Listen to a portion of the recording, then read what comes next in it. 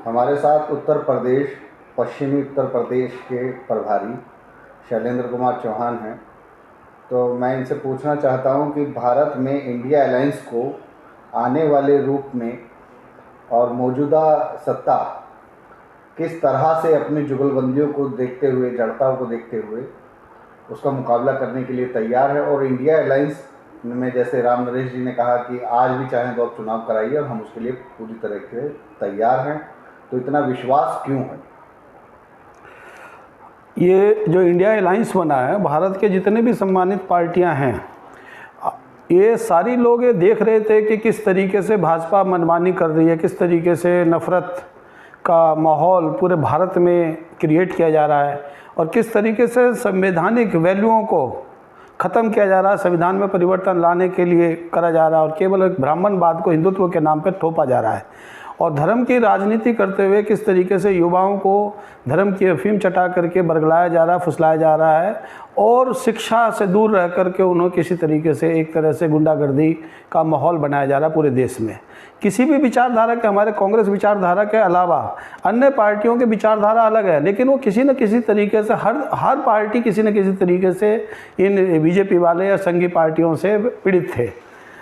और हर पार्टी ये समझ रही थी कि ये जो पार्टी है बीजेपी, जिसको लोग मोडानी कह रहे हैं, ये अडानी से मिले हुए और देश की संपत्ति वगैरह को सब तरीके से बेचा जा रहा है। हर तरीके से जो हमारी संपत्ति थी देश के जो भी थे वो सब एक एक करके प्राइवेटाइजेशन किया जा रहा है और केवल गिने चुने मित्रों को लाभ किया जा रहा है।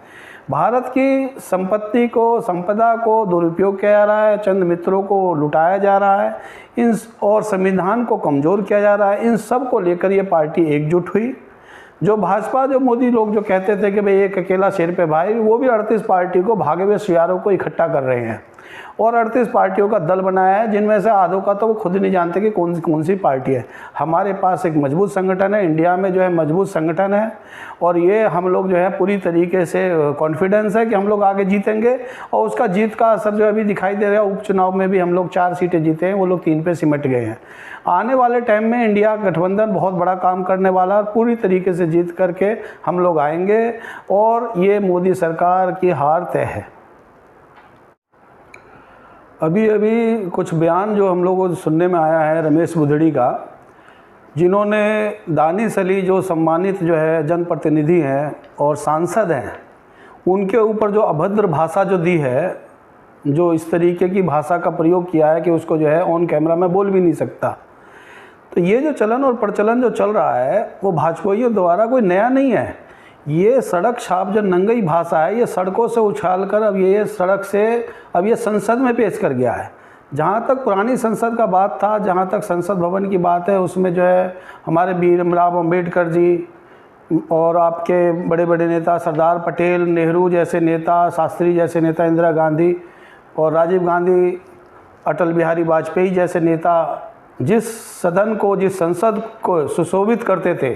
अपनी वाक्पटुता से अपनी बातों को रखते थे जन समर्थन, जनता के लिए, आज उस संसद को हर तरीके से अमर्यादित भाषा से पूरी तरीके से दूषित करने का प्रयोग हो रहा है। ये जो नया संसद है, नया संसद में तो मुझे लगता है कि भैया ये गाली गलौज करने का जो छूट है, पुरानी संसद में गाली गलौच नहीं करी जाती थी, जो भी बात अपनी रखता था, विरोधियों को भी अगर कोई बात कहते थे तो उसमें एक मर्यादित भाषा का प्रयोग करते थे। लेकिन जिस तरीके से रमेश बिदुड़ी ने, जो खुद सांसद हैं और उन्हें बोलने की बिल्कुल तमीज़ नहीं है, जो सड़क की जो नंग भाषा है, उस भाषा को उन्होंने प्रयोग किया हुआ जीते हुए सांसद के खिलाफ, जो आपके दानिश अली हैं, और मुसलमानों के खिलाफ तो इन्होंने को, जैसे भाजपा वालों को, संघियों को छूट मिला हुआ है कि जो भी गाली, जितनी भी तरीके से गाली दे सकते हो मुसलमानों को दो। जैसे कि हमारे देश के नागरिक ही नहीं है, मुसलमान क्या हमारे देश के नागरिक नहीं है? क्या संविधान उन्हें नागरिकता प्रदान नहीं करती है? एक जीते हुए सांसद के लिए इस तरीके की अशोभनीय भाषा का प्रयोग जो किया गया, ये केवल भाजपा में ही संभव है, ये केवल भाजपा में संभव है, भाजपाइयों में संभव है। लेकिन अब हम ये देख रहे हैं कि उस पर क्या कार्रवाई होती है, उस पर क्या माननीय प्रधानमंत्री जी जो कुछ एक्शन लेते हैं कि नहीं लेते हैं, या खेद प्रकट करते हैं कि नहीं। मुझे तो नहीं लगता कि ये खेद भी प्रकट करेंगे, क्योंकि ये जो है पीछे से ही इनकी जो सड़क की जो भाषा थी वो संसद तक पहुंचाई गई है। ये जो है उपयोग और प्रयोग, ये कुछ भी मान लो, ये प्रयोग नहीं, पूरी सोची समझी रणनीति के तहत हो रहा है। धन्यवाद।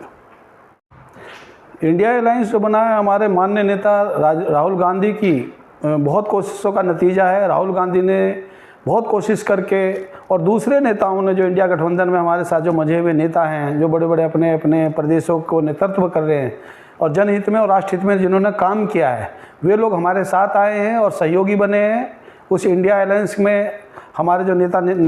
राहुल गांधी जी ने बहुत प्रयास के तहत कि लोगों की आवाज़ को जो दबाया जा रहा था, लोगों की आवाज़ को, सच को दबाया जा रहा था, नफ़रत का बाजार गर्म करा जा रहा था, और देश की संपत्ति को अपने चंद मित्रों में जो